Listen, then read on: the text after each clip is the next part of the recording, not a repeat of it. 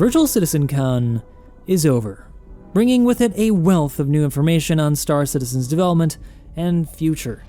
And after an over 8-hour watch party, which thanks to you guys went off as my most successful stream ever, and after a couple of days of rewatching the presentations, I've had some time to digest that information, which has transformed the way I feel about the event as a whole.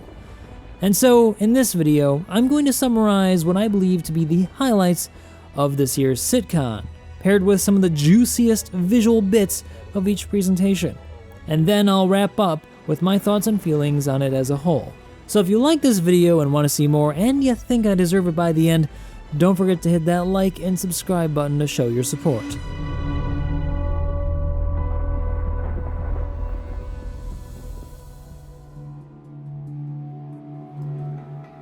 The first panel, titled Life in the Verse, starts off with a strong presentation showing us where we left off 2 years ago at the Pyro jump point. Here we get to see some really impressive improvements from the previous example that they had worked up for that presentation. Now the jump points themselves feel a lot more natural, like they're supposed to, as in Star Citizen lore, the jump points are supposed to be natural phenomena. But this redesign, CIJ explained, also allowed them to convey a sense of danger or stability depending on the type of system you would be going into or coming out from. In the case of Stanton and Pyro, Stanton's a much more stable system, but Pyro is a lot more dangerous, and so they visually wanted to convey that with its new art style. And it's not just danger from players, it's danger from the natural environment. The gas clouds surrounding the Pyro jump point are supposedly very volatile and can potentially kill you if you stray too far off the beaten path. But they also mentioned a really cool part of this, and that's jump points, because they're natural, might not only have one entrance, and so there is a benefit to trying to forge your own way through one of these gas clouds to find perhaps a secret smuggler's entrance to a system that's not guarded by either friendly factions or enemy factions. Following that, they spent a good time talking about how they're concepting out the new Pyro landing zone, Pyro Ruin Station, and it's a really interesting part of the presentation, but not a lot of it is about what's practically in the game right now. It's more about what's coming in the future and their process. They also spoke on a bit of the interiors design and feeling, showcasing some of the modeling work they've done so far to establish the look and feel of the place in the game. I found this to be pretty impressive, but I also really like the direction they're going with the concepting with the interior rain. Well, at first it might seem like a strange concept. Being an architect in the real world has taught me that something like this is actually not too far from reality. If you had a station that was left derelict and much of the insulation was taken away along with its HVAC systems, that would result in a pretty uncomfortable buildup of moisture and condensation on those cooler surfaces where it reaches dew point. So I really love how they're using some logic to determine the look and feel of a place that ends up feeling very exotic. A little later on, we got another sizzle reel showcasing their progress on Pyro thus far, visually with the progress on planets and planet tech in general, and I have to say, this was incredibly impressive. One of the things I was really worried about with Pyro was that it would look much like what Stanton looks like now, but maybe in a different color with some different rocks. This feels alien. It feels like a place I'd want to explore and distinct from anything we've seen yet so far in Star Citizen, including the next iteration of their planetary cloud tech, which they showed off in more detail later in the presentation. In that portion, we got to understand a bit more about how their cloud tech actually works and why the local area detail is a challenge, at least initially, with their technology, as it has to be generated on a global scale and not locally to a given area. In sum then, what they're saying here is that their tech is extremely robust and has a lot of specificity to it so that they can achieve a lot of different looks, both intentionally and procedurally, and that eventually we're going to be getting clouds that look, and this is something they didn't specifically say themselves, on par with and even better than games like Microsoft Flight Simulator. They also further expanded on their impressive planet tech, showing off how they're making planets look good in Pyro, and a lot of this is already translating into Stanton in patches like 3.15. My favorite part of this definitely had to be where they started showing off cliff faces, and these really start to make the planets feel special, and I really cannot wait to see this in a future patch for Star Citizen. They also spent a great deal of time talking about concepting for Pyro, such as with the homesteads they're planning to bring online with the Pyro patch. However, I didn't want to cover that here in the video because they actually showed off in its more finished state in the game in the last half of the keynote presentation, and it really is impressive. This was essentially a gameplay demo that actually showcased a lot of the technologies they had been discussing earlier in the presentation. It was sort of a building up to this reveal of what Pyro is going to look like once we get it in our hands in 4.0. They began off the demonstration by flying down from high orbit over Pyro 3 and the Pyro system, just over an active storm system, and as we flew through them, I began to realize just how important clouds actually are to the immersion of planet tech.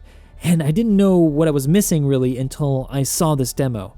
I really want cloud tech for planets now. It really adds an additional awe factor, especially when flying through cloud layers. It gives this parallax effect of speed, and man, it was cool.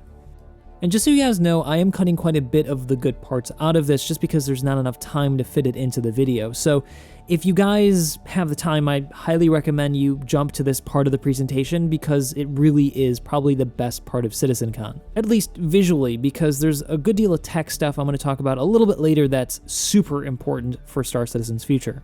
After a short descent, we find ourselves over a mountain range and some fields of moss and grass, which they also talked about earlier in the presentation when talking about their planet tech. I chose to skip that so this reveal would be much more impactful. Finally, in the presentation, we land at one of the homesteads that they alluded to earlier in the presentation. And this part got me really excited. Now, I know for some of you guys, you're all about Star Citizen for the spaceships and the space experience, but for me, coming from Star Wars Galaxies, I'm all about the spaceships, yes, but I'm also all about that ground immersion factor. And in Star Wars Galaxies, you could own your own homesteads, your own house, and decorate the interior, and it really added to the immersive nature of the experience. And ever since then, I've been longing for a contemporary example of that in a modern title. From what Chris Roberts has been promising over the years, I thought that Star Citizen might be that game. But this presentation really sold it for me. This is the spiritual successor for me for Star Wars Galaxies, as there will likely never be a successor in the actual Star Wars universe.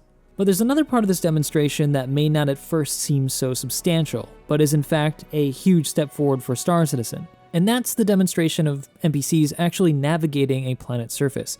If you guys don't know, nav meshes are actually fairly difficult to auto-generate as they can be horribly inefficient.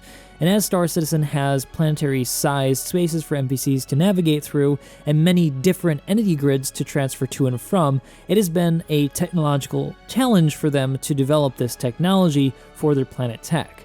This, as they talked about in the presentation, is a demonstration of a more finished version of this technology. And if you look at the internal roadmap or the progress tracker, you'll find that this navigation tech is already near complete.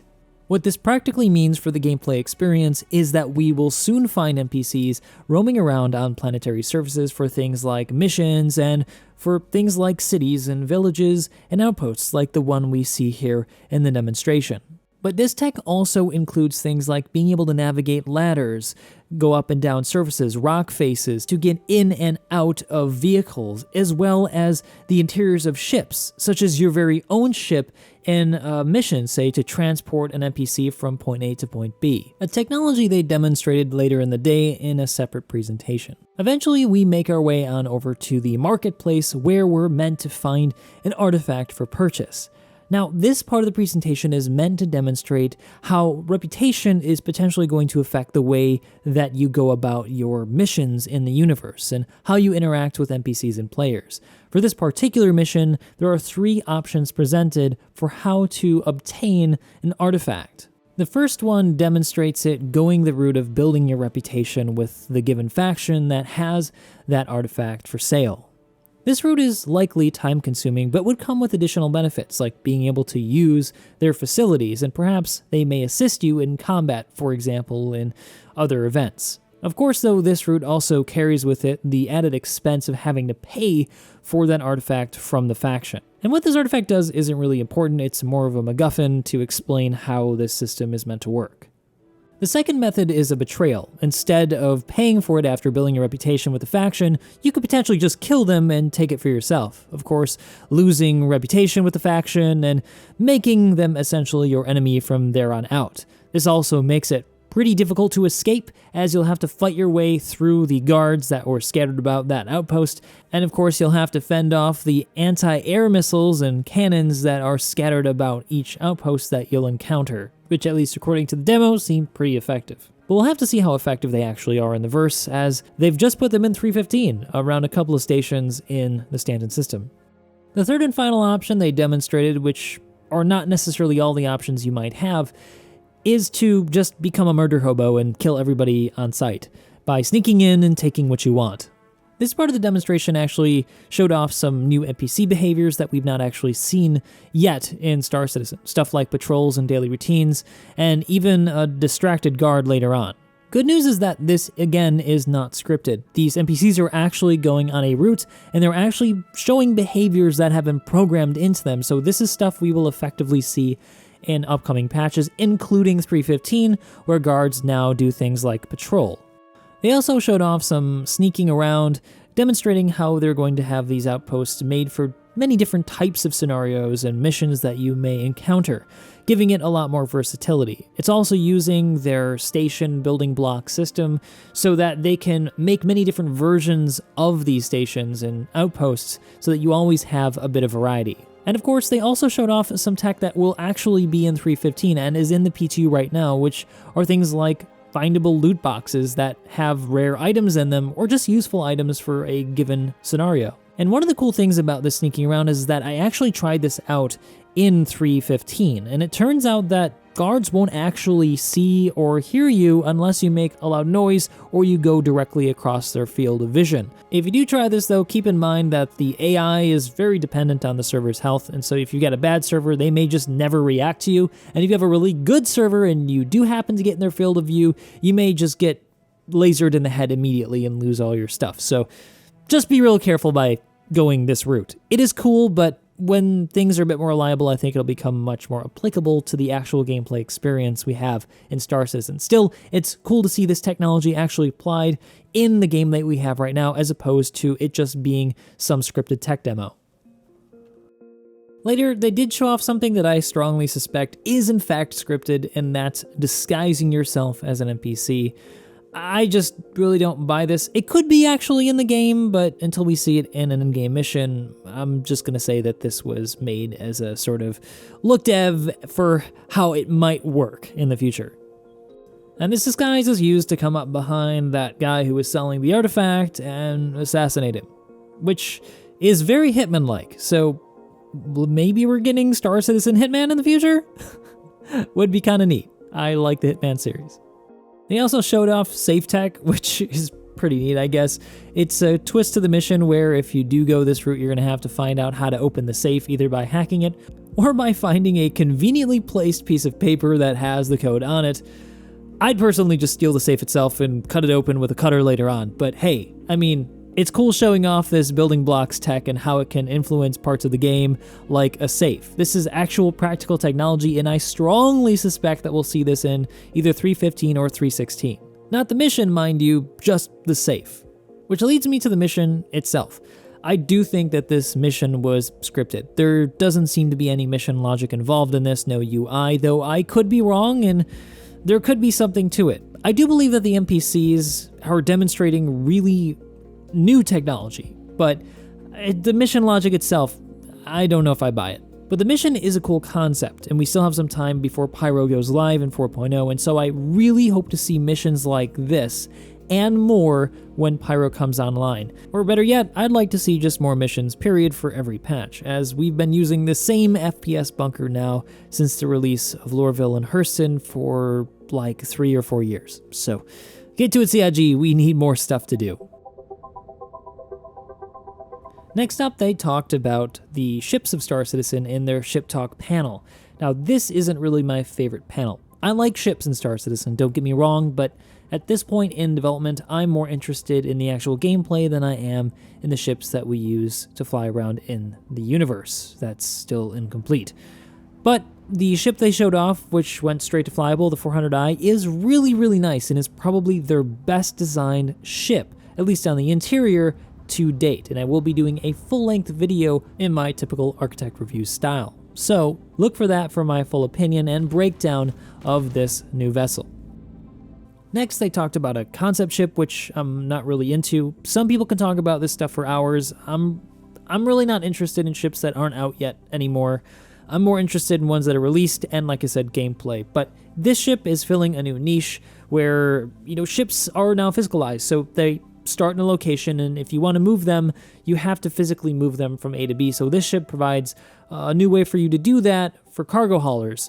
And that's pretty interesting. But like I said, it's a concept ship. It's not out yet, so you can't fly it. Finally, they talked about the Banu Merchantman, which has been shelved for some time but has gone back into active development. It's basically a capital trading ship made by the Banu alien race, and it's going to have a lot of really cool features, and the design, I think, is going to be really, really impressive. If CIG have demonstrated one thing when it comes to ships is that they are very good at it, and with every ship they put out, they get even better. This is shaping up to be a true masterwork, and I'm excited to see it come to fruition in a future patch. But until then, we'll leave this for a later video. Lastly, they showed off a couple of new directions that they might go with ship designs, and they asked us what we'd like to see next. Personally, I think we need more ground vehicles, but most people are voting Explorer, so whatever.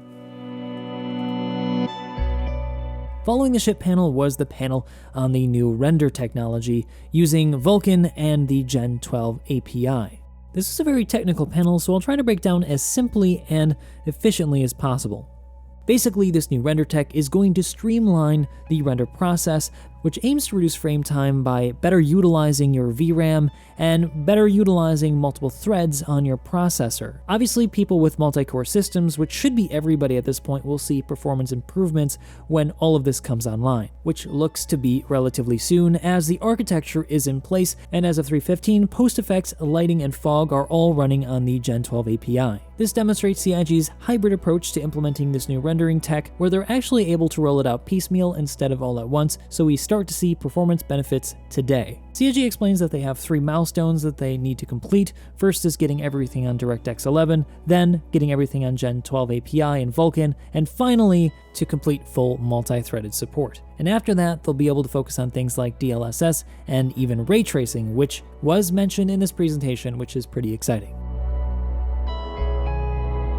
The next panel was a lot more visually interesting. They explained how they're leveraging the new Gen 12 Tech API to create better looking planets from the macro scale all the way down to the micro scale. They also delved into how the planet tech can now determine fauna types, I'm talking about animals and where they spawn, and they even showcased some of the new river tech, which is still in development, so don't take this as the finished product. They clearly have a little bit of work left to do, but it's looking really impressive. CIG explains that they're very close to being implemented into their toolbox so that they can turn a switch on and basically have rivers on any planet they want. And apparently this will also help with the lava flows that they're also working on for Pyro. Star Citizen's planets are already easily the best looking in the industry, and the fact that they're continuing to get better is just mind-blowing. Finally, they talked about the placement of buildings and how the new planet tech is allowing them to place buildings wherever they want, as opposed to in the past where they would have to find a flat piece of ground in order to properly place a structure. This is due in large part to the way that planets are partially procedurally generated by artists at CIG. This new tech allows them to employ different types of architectural styles that don't utilize stilts, giving a much more planted feel to the buildings populating the universe. Which led up to a big reveal that the tools being shown here on the screen are actually in the game engine, meaning that they're going to soon be able to translate this into something usable by the players, allowing players to build their own bases. But they caution that the way this UI looks is definitely not what the players will see when it finally gets in our hands. And although they didn't say it, there are a lot of other game systems that first need to be resolved before we can get base building, such as server meshing. Which leads us to one of the most important panels of the day. A properly working server-meshed environment is critical to the success of Star Citizen as a massively multiplayer online game, without which the vision that we were sold on will just not be possible. So many of you, including myself, were hotly anticipating this panel. Now, much like many of the other panels we saw today, this was very technical, and unfortunately, it was difficult to digest for many people on the day of the presentation. Thankfully, I've had some time to go back and rewatch it many times to thoroughly digest what they're saying so that I can translate it to you here much more simply.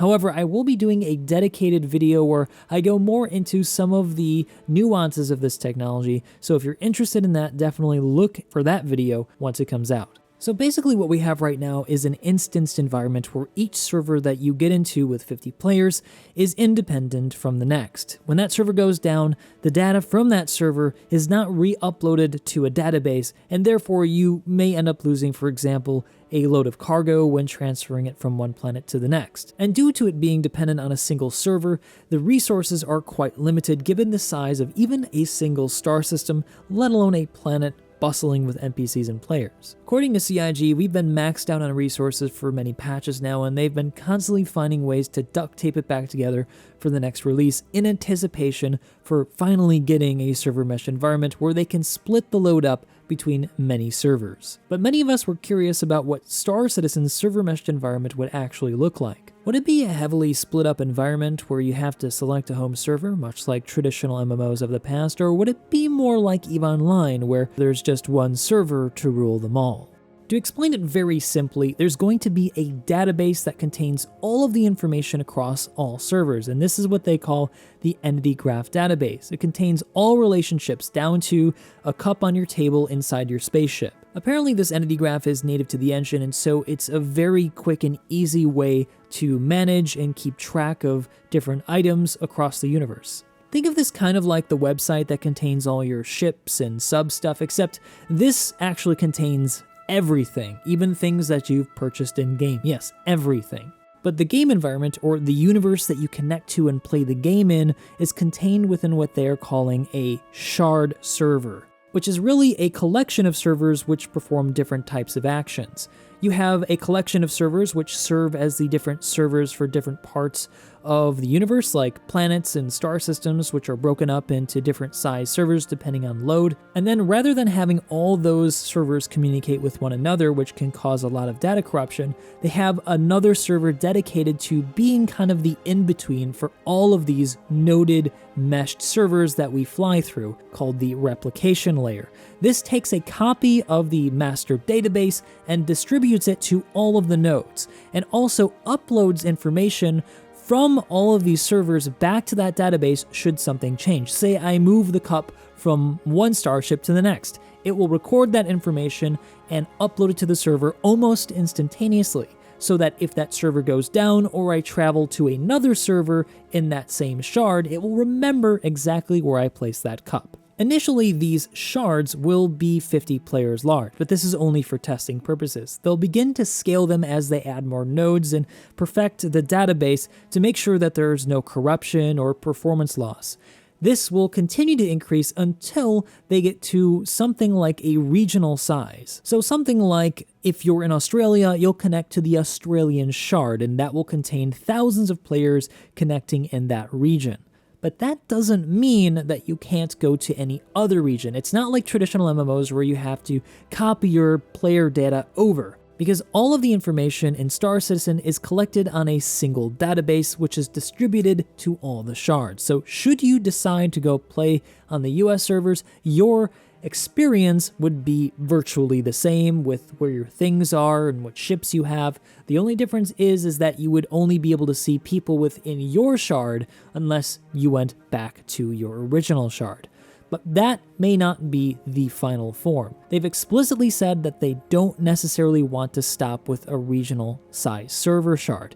They do want to look into a global size, but there are some real logistical issues with that with relation to law and logistics. Just ping and latency in general is pretty high still throughout the world, and not everybody has a super high-speed internet connection. But now comes the exciting part. When?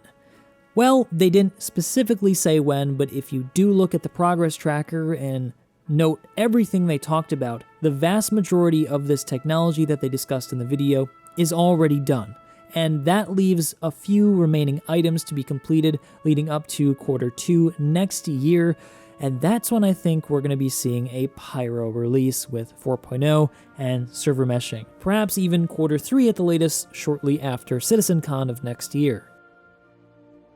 The next panel was on the sounds of space, and I'll be honest about this one, it was pretty difficult to watch. Well, technically interesting, it was very long and visually dull. They basically explored how new tools are going to allow them to iterate more quickly and to create more immersive auditory events. Sound is incredibly important in any experience, and Star Citizen is no exception. From winding up your quantum drive to jumping to the sound of your weapons and how they convey power or weakness. It's important, but visually, I wish they would have done a little bit more to go along with what they were discussing so that we could better understand. Finally, we arrive at the final panel with Tony Z, director of the Persistent Universe, along with lead designer Luke Presley, senior systems designer Ben Dorsey, and assistant director of the SGS pillar Rob Reininger. This panel was absolutely packed from start to finish with information on Star Citizen's gameplay systems, so it's definitely worth a full watch, but I will try to give you here my own personal highlights. So they're looking to close out the trading and commodity loop by the end of the year, which will enable us to sell weapons, armor, and clothing, and eventually ships back to shops. This gives us even greater meaning to go out and loot things, but also enables players to essentially trade in and upgrade items in-game as opposed to paying for them outright. They also discuss the new physicalized inventory system coming online with 3.15, which is currently in PTU, and its gameplay impact both now and going into the future with a number of future systems for Star Citizen. One example they cited was the ability to board and loot ships of their cargo as opposed to just blowing them up. They are looking forward to enabling this kind of gameplay very, very soon, considering we've already got a physicalized inventory. They further expanded that the physicalized cargo system, which will enable this looting, will come online and also change Star Citizen in some other substantial ways, namely in the way that you load cargo onto cargo ships. In this future, they explain that you'll no longer be able to instantly load things onto your ship through a menu. It will instead have to be manually loaded by somebody you hire, either NPCs or players. In this new system, the value of cargo will be much greater due to the fact that there's time involved with loading and unloading them. But this also makes finding cargo from derelict ships or crashed vessels even more valuable than it is right now, which right now it's not valuable at all just because of this balance issue that they're not able to resolve without the physicalized cargo system. They also spoke at length about the direction of the living and breathing universe as it relates to the underlying systems earlier described as quanta. They explained how their system will be more complex and nuanced than it is now, allowing for dynamic events, prices, and encounters, starting with special events like the Ninetales one, which is already online as of patch 3.14.1. They also explained how the reputation system will play more of a role in future events and experiences, determining where you can fly to and who will shoot you on sight. One example they cited was Grim Hex. If you piss off the gangs there, you won't be allowed to come back. And this isn't based on any sort of mission system, this is purely based on what you've done for them or against them.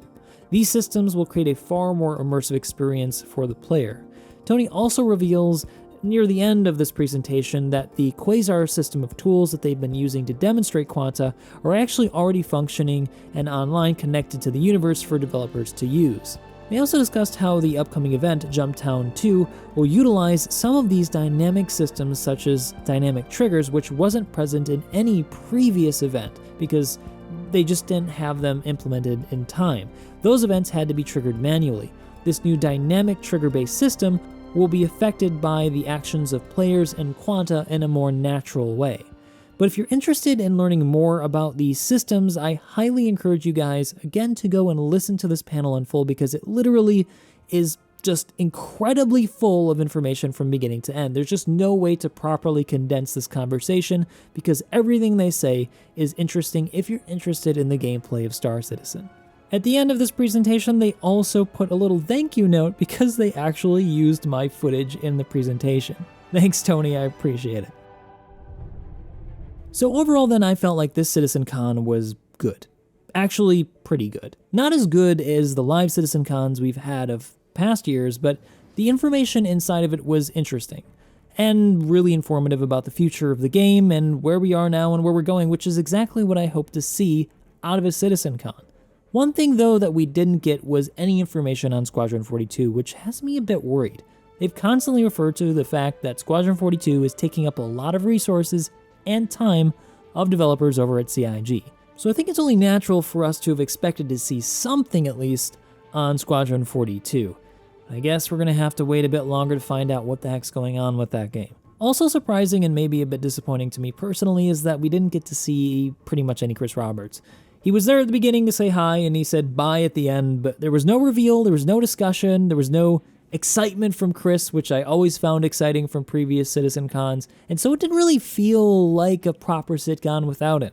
So I really hope to see him talk again before the end of this year about Squadron 42, about the project, about anything really related to Star Citizen, because his passion is truly infectious, and it's one of the reasons why I ended up backing this project in the first place. That being said though, everyone who spoke at Citcon, I would say, is as equally passionate as Chris himself, especially people like Tony Z, who clearly are very excited for the systems that they're designing. One other thing I would have loved to have seen though would have been much more clarity on where they are with stuff and the dates. The format of the Gen 12 presentation, and even to some extent the server meshing presentation, was really good. They talked about where they are, what they've accomplished, and I would have loved to have seen that across the board, stated very clearly. Like I said, it's in there if you look and read between the lines, but it's just not as clear as I would have liked to have seen.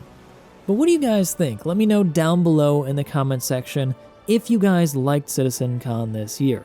Also, don't forget to hit that like and subscribe button if you think I did a good job with this video. It did take me a long time to put this together. I was banging my head against a wall trying to figure out how to properly summarize some of the stuff because there's just so much information to go over. So anyway, that's it for now. I'll see you in the next one.